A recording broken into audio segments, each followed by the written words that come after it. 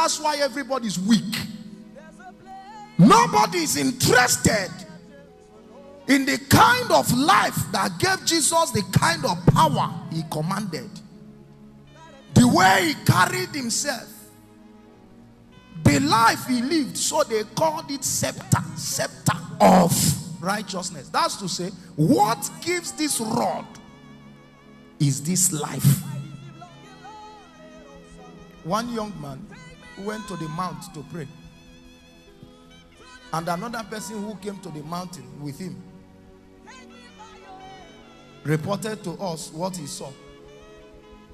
He said the young man was on the mount for days. No food, no water.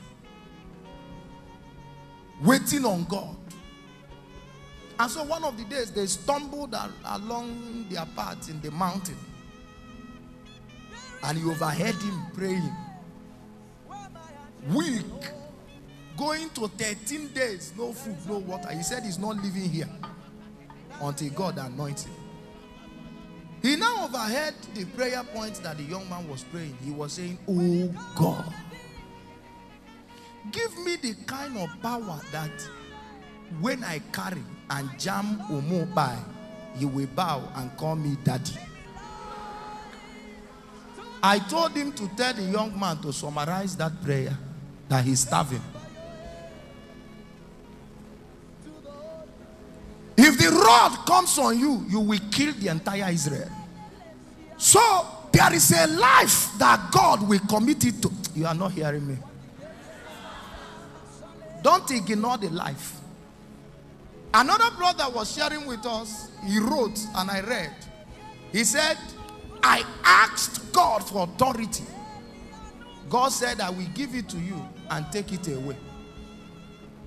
He said, why? He said, because I want to show you that you are not interested in building the life, the pivot that carries power. Because you are not interested in building it. He said, I will show you why I will not commit it into your hands. So he came down and God said to him,